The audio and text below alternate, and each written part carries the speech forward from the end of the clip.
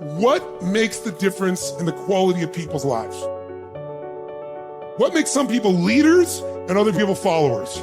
What makes most people talk about a dream and never follow through, and other people, just a small percentage, kick ass, take names. You can throw any obstacle at them, they find a way to break through.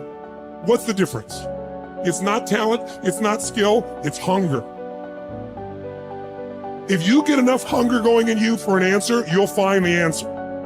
If you get a hunger enough inside of you that says, I gotta take things to a next level, I gotta achieve, I gotta make a difference, I gotta expand, you will find the answer. People's intelligence will expand if they got enough hunger. But if you got everything and you're not hungry, you're not gonna have much. The super successful don't stop once they hit their targets. They simply reset and go again. Anytime you stop reaching for massive success, the next thing, you start settling in, that's when you start having problems. The comfort zone is dangerous. When you're comfortable, you are most dangerous. You should never feel comfortable. You should be happy and dissatisfied. Well, you should be afraid of taking risks and pursuing something meaningful. But you should be more afraid of staying where you are if it's making you miserable. It's like you're paying a price by sitting there being miserable. You might say, well, the devil I know is better than the one I don't. It's like, don't be so sure of that. The clock is ticking. Yeah, and if you're miserable in your job now and you change nothing, in 5 years, you'll be much more miserable and you'll be a lot older. So don't be finished. Be starting. Be alert. Be ready. Be attacking. Be relentless. Let the enemy stop. Let the enemy rest. Let the enemy finish. You don't finish. Don't stop. Don't rest. Not until the enemy is completely destroyed. You are excellent. Now stop playing small. You are excellent. Stop playing small. You are excellent. Stop taking the hand that they dealt you. Take ownership. If you can get all A's in the class, do it. You don't need nobody to give you $50, $100, no pair of shoes, take you on no trip.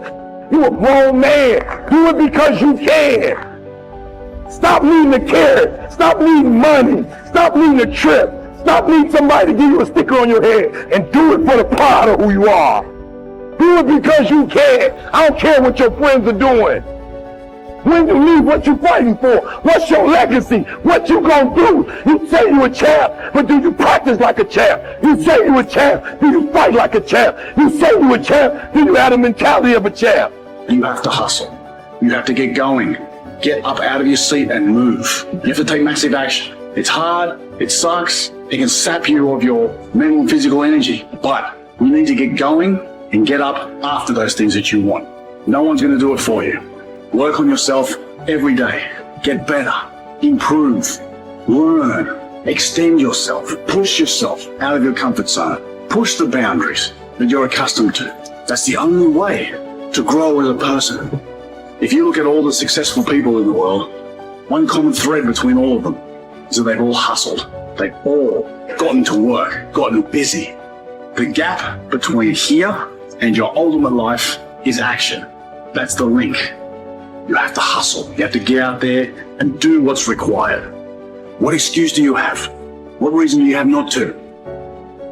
Turn this video off, get out there, and get to work.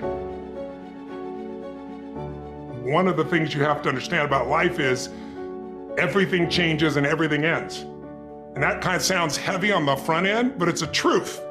If everything changes and everything ends, number one, it should make you appreciate what you have right now. And then my view is what's next is always better. If I make it so, it's my job to make it so. And so I think, for me, I look at it and say, when you said genius is a young man's game, I think that's total bullshit. I think passion is the genesis of genius. If you've got enough passion, you're gonna find answers nobody else does, but most people run out of fuel, meaning they get tired, they get exhausted, they get burnt out, they get, the law of familiarity. They're around something so much they take it a little bit for granted. And I've managed to see something in myself that I found in every great leader that I've ever respected, and that is, I value intelligence immensely, but I know really smart people can't fight their way out of a paper bag pragmatically, right? I'm sure you do too. what I see as the one common denominator of people that are successful over a lifetime is the sustained hunger. Hunger is the number one factor. When I see somebody, I don't care what age they are, I don't care what their background is, if they're hungry to improve, to change, to make something happen. I mean, if you look at Richard Branson, he's as hungry today in his late 60s as he was at 16 years old in that crypt starting Virgin. You know, you look at my buddy Mark Benioff, you know, he's in his early 50s right now. Mark is more hungry today than when I knew him 12, 14, 15 years ago when he was first coming up with the idea of, he went to one of my seminars over and over again, the UPW, you know which one. And he went there like 4 or 5 times and he was sitting in the front row, he's a tall guy, introduced himself and said, "You've convinced me, I'm gonna leave this company I work for as an employee here and I'm gonna go start this new company called Salesforce.com. Wow. And he says, "Tony, we're gonna do $100 million in business and we're gonna change business." Now he's doing whatever, 30 billion right now. but it's because he hasn't lost the hunger. And I think the law of familiarity is what destroys a relationship. You get around somebody enough, you love them, but you don't have the same passion, same aliveness. And I'm just not willing to settle for a life without passion and aliveness. That's just like, there's so much to learn, there's so much to grow, there's so much to give, and I'm wired to grow and give. And I think anybody who gets wired to grow and give is gonna have a really fulfilling life. It doesn't matter what you choose to do, you're gonna be alive, because you're gonna make progress, and because you made progress, you have something to give. And we all, like, some people think they just wanna get, but you get, and it's pretty damn boring, and it doesn't really expand your sense of identity of who you are. But if you're constantly growing and then taking what you learn, you're so excited about it, you share with other people and their life gets better, whether that be software you make or dresses you design or, you know, something you do in the health space that really gets people to enjoy their food while they're eating well. If you have those passions and you keep growing, there's no limit. It doesn't matter what happens in the short term with a pandemic or with a drop in the economy or whatever the case may be. These are all temporary when you realize life is lived in decades, not in days. There are no right things to do in life. If you choose something and put everything that you have into it, it'll become a great thing. Is it the right thing? Is it the best thing? When you say, is it the right thing? What you're asking is it the best thing to do in life? There is no best thing to do in life. Anything that you take up, and if you put your heart and soul into it, it becomes a great thing. Is it the best thing? No. Then what is the best thing? There is no such thing. There's really no such thing.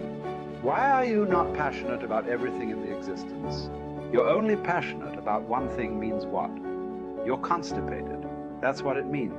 So, see, idiots do things that they don't like to do, suffer for their whole life because they think it's needed, or they think it's their duty. Intelligent people do what they love to do. They enjoy their life to some extent. But a genius learns to do what is needed joyfully. That's when your genius flowers, because it's no more about you. Now there's a limitless way of looking at life. So every aspect of this rally, or many other things we have done, I don't even have to tell people that this must happen, this must happen, this must happen. A few things, yes. The rest of it, I just make it up in my mind. I know it must happen. And it will happen. Not because I'm exercising my will over the world, because I'm just fulfilling the will of the world, that's all.